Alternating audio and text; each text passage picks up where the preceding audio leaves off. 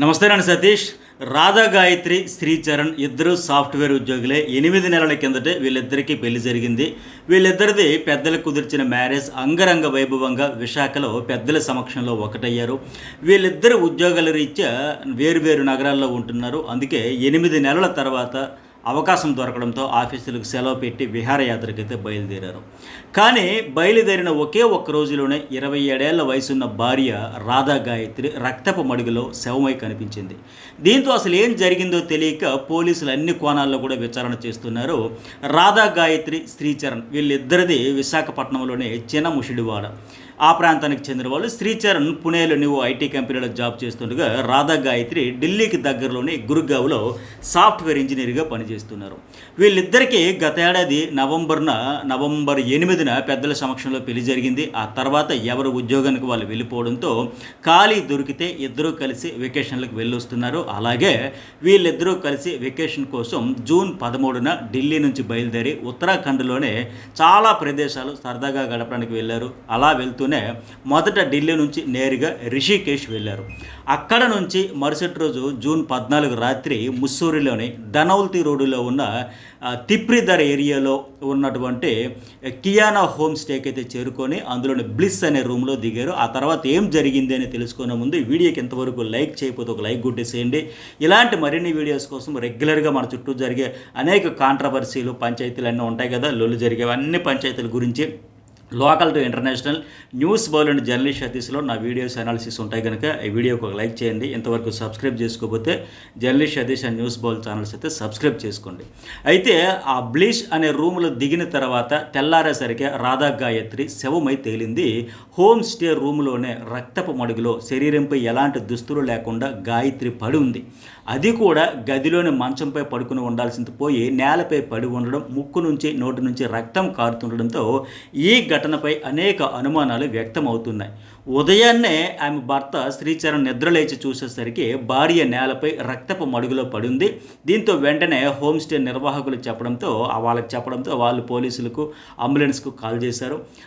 అంబులెన్స్కు వచ్చి వెంటనే తీసుకెళ్ళడం జరిగింది. జూన్ 15న సోమవారం ఉదయం 7 గంటల సమయంలో ఈ హోటల్ గదిలో గాయత్రి అనే అమ్మాయి అయితే జూన్ 15 సోమవారం ఉదయం 7 గంటల టైంలో హోటల్ గదిలో గాయత్రి అనే అమ్మాయి రక్తపు మడుగులో స్పృహ లేకుండా పడి ఉందంటూ ముస్సోరి పోలీసులకు అత్యవసర సమాచారం అందింది. వెంటనే వాళ్ళ ఘటనా స్థలానికి ఈ పోలీసులు చేరుకునేసరికి అప్పటికే ఈ 108 సిబ్బంది, మెడికల్ సిబ్బంది కూడా చేరుకుని ఆమెకు వైద్య పరీక్షలు నిర్వహించగా అప్పటికే తుది శ్వాస విడిచినట్లయితే తేలింది.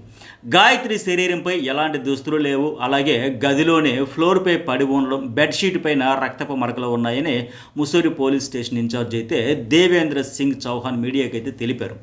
గదిలో 2 ఖాళీ మద్యం బాటిల్ కూడా ఉన్నట్లు పోలీసులు అయితే వాటిని స్వాధీనం చేసుకున్నారు. ఇంకా ఆధారాలు అయితే సేకరిస్తున్నారు. దీంతో అలాగే భర్త శ్రీచరణ్ అసలు విషయం చెప్పాడు. ఆయన ఏంటంటే రూమ్లో భార్యాభర్తలు ఇద్దరు కలిసి నైట్ మద్యం తాగారు. తెల్లవారుజామున 3:30 గంటల వరకు మేల్కొనే ఉన్నారు. ఆ తర్వాత పడుకున్నారు. ఇద్దరు మత్తులోనే ఉన్నారు. ఉదయం శ్రీచరణ్ లేచి చూసేసరికి గాయత్రి అచేతనంగా పడి ఉంది. పెళ్ళై 8 నెలలే అయింది. అంతలోనే ఊహించని ఈ దారుణంతో ఎవరికి ఏమీ అర్థం కాని పరిస్థితి. అతిగా మద్యం తాగిన కారణంగా ప్రమాదం జరిగిందా, లేదంటే మరేదైనా కుట్రకోణం జరిగిందా అనే కోణంలో ఆ చుట్టుపక్కల ఉండే సీసీ కెమెరాలు అన్నీ కూడా పరిశీలిస్తున్నారు. వీళ్ళు ఉండే రూమ్కి ఎవరైనా వచ్చారా, వెళ్ళారా, అలాగే ఇది అటు ఇటు పక్క రూమ్లో ఉండే వాళ్ళని కూడా విచారణ అయితే జరుపుతూ ఉన్నారు. వాళ్ళు హోమ్ స్టేకు రాత్రి టైంలో వచ్చిన సీసీ ఫుటేజ్తో పాటు ఇంకా ఎవరైనా థర్డ్ పర్సన్, ఫోర్త్ పర్సన్ ఇంకెవరైనా వచ్చారా, వెళ్ళారా అనేది కూడా ఆ ఫుటేజ్ ద్వారా పరిశీలిస్తున్నారు. చనిపోయిన గాయత్రి మృతదేహాన్ని పోస్ట్ మార్టం నిమిత్తం డెహ్రాడూన్లోనే కోఆర్డినేషన్ ఆసుపత్రికి అయితే షిఫ్ట్ చేశారు.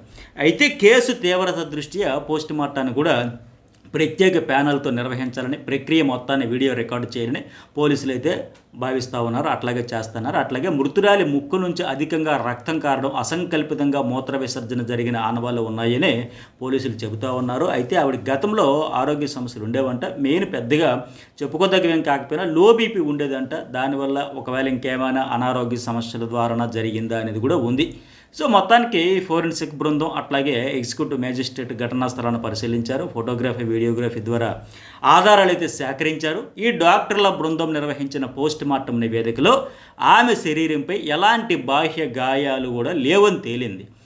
అంటే ఒంటిపైన ఎలాంటి గాయాలు లేవు. ఇప్పటికే ఆమెకు లో బీపీ ఉండడం, ఇలాంటి కొన్ని అనారోగ్య సమస్యల వల్ల ఒకవేళ ఏమైనా జరిగిందా అనేది కూడా ఉంది. అయితే స్పష్టమైన కారణాలు ఏంటి అనేది ఇంకా తెలియలేదు. ఆ ఫోరెన్సిక్ విశ్లేషణ కోసం విసరా అంటే అంతర్గత అవయవాల నమూనాలను కూడా సేకరించి భద్రపరిచారు.